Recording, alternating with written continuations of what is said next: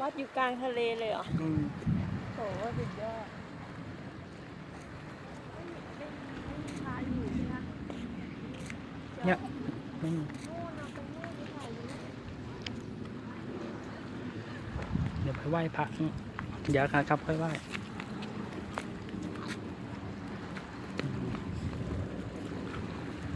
ตามมาเลยค่ะ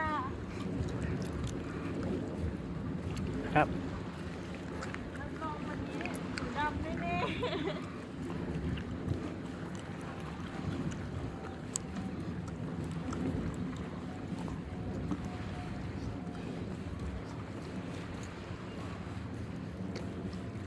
ห้ามลื่นนี่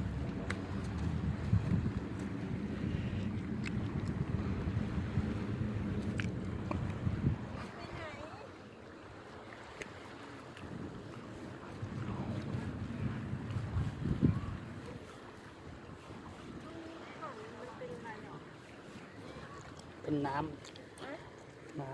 ำเปล่าเนี่ย